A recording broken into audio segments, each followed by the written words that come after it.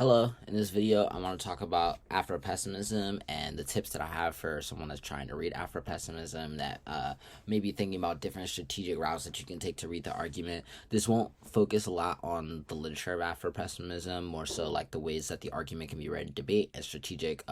ways that you can use different parts of the argument in the debate to think about your own arguments. I kind of consider Afro-pessimism not to just be like the Afro-pessimism K or just one type of argument, but rather like an analytical frame, a way of like understanding like historical and political analysis that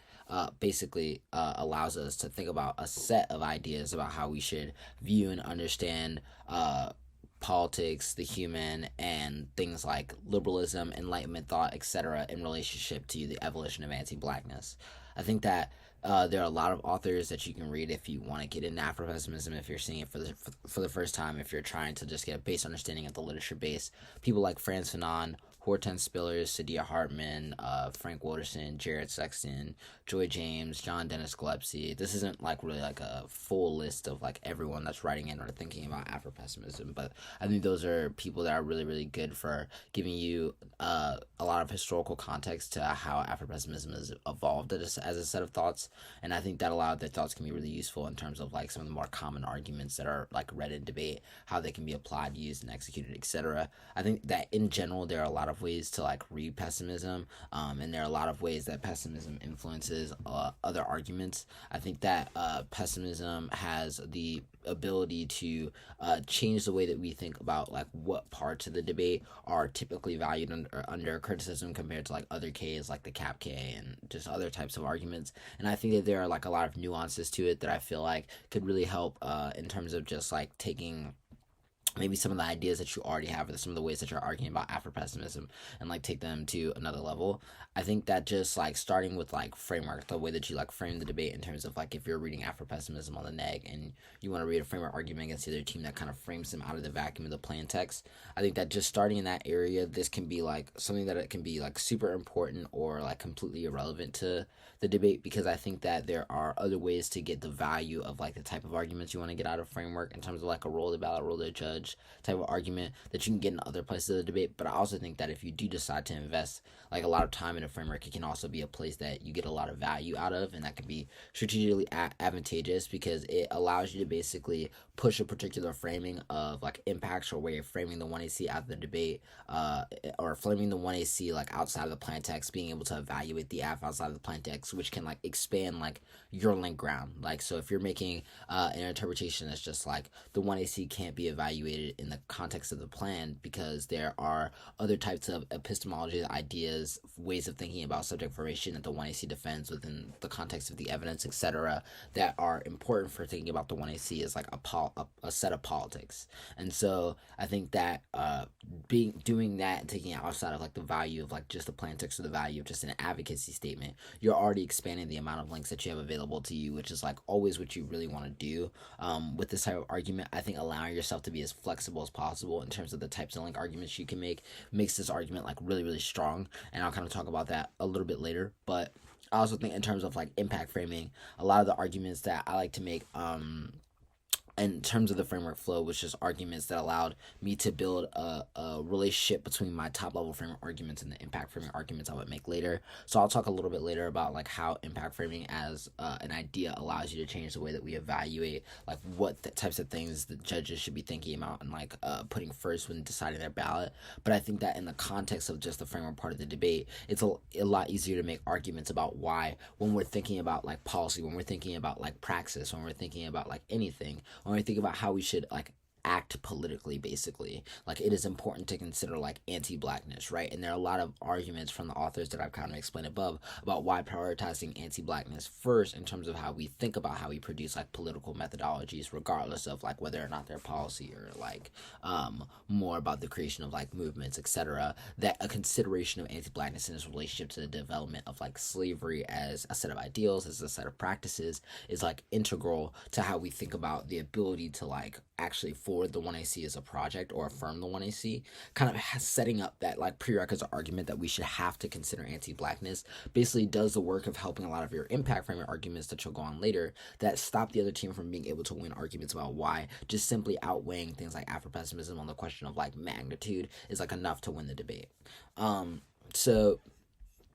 for like the next part of the debate, the kind of like thesis level arguments that you're making with Afro-pessimism, you'll see these pop up in like overviews. It'll also pop up in like the parts of the debate that are strictly about like ontology, the relationship that Afro-pessimism has to the debate about reform and the role of the state. I'll talk a lot about that more explicitly in the part 2 to this video, so make sure to tune into that. But for this particular part where we're talking about just like the thesis overview area of the criticism, I think this is a place where you should do the most explanatory work for your theory and where nuance can help you the most. I always felt like being able to explain the concept of just like what social death is and like how the different pillars of social death interact with the topic, the resolution, the way that we think about the like current like AFs that are like being read even in this debate, having a thesis explanation argument that is able to apply to what's happening contextually to the debate can already put you in a good place, because it allows you to put and make connections clearly for the judge why your theory directly applies to just the world in which the plan lives in, right? The type of world that of policy that the plan is enacting. Where's the world where anti-blackness as a paradigm, as a way of thinking about violence interacts with that argument? I think within this kind of like thesis overview section is where you want to pull a lot of nuanced work. This is separate from the link arguments, because I think although the link arguments do also explain obviously a lot of the relationship between the AF and the criticism, I also think that the ability to just explain the kind of broader defenses of the theory, the broader explanations of like the libidinal economy, the political economy, and like these kind of like nuances, and breaking these terms down so that judges can follow your train of thought throughout the rest of the debate is incredibly important. Also, it can help you like extend and apply a lot of the framework debate to how they should evaluate various parts of the criticism. So like once you take this like top level framework portion that we talked about a little bit earlier and you apply it to basically being like, if we're winning this argument, why we should prioritize evaluating anti-blackness first, then this kind of section of the debate allows you to be like, this is exactly what we mean in terms of, this is how our theory in terms of anti-blackness informs the way in which they're able to produce policy, and this is why whatever response we have to that condition has to be in the context of how we best respond to anti-blackness. And so it continues that kind of like coherent arc and from your framework stuff into the like criticism proper. The last thing I want to talk about in this video, because there will be a part 2 to this video like I said before, is just the link section of like what I think generally about link arguments. And when reading this criticism, I think generally you will always be rewarded in most cases for having really specific evidence on the link level, because most strategies like that other teams will read against you, that teams will read when they're AF, will rely on like no link arguments and link term arguments that just when that they have a more specific set of arguments, evidence, and examples that explain the way that policy works in the context of the AF, even if they don't have an explanation of how politics happen broadly. And so they can consider some of the objections that pessimism will make without you getting the full weight of your offense. And so I think anytime you can cut or have really specific evidence about the functioning of the AF, I think it's really, really good to stick teams to that and use it. But I don't think that you need specific evidence to make link arguments that work. I think that there are plenty of teams and plenty of examples that are shown that like not always having the most specific evidence means that you're going to win the debate. And I think that if you don't have specific evidence, you need to think about the 1AC more holistically. I think that when I was debating and when I was reading Afro-pessimism, if I knew I didn't have a link to like the exact action of the plan text, the first thing I would do would just evaluate what types of ideas the advantages defend. If you're reading an impact scenario about war, where is that war coming from? Who are we scared of? What is that threat, right? If you're defending a kind of like softer left argument, then like what are the functioning of these things in relationship to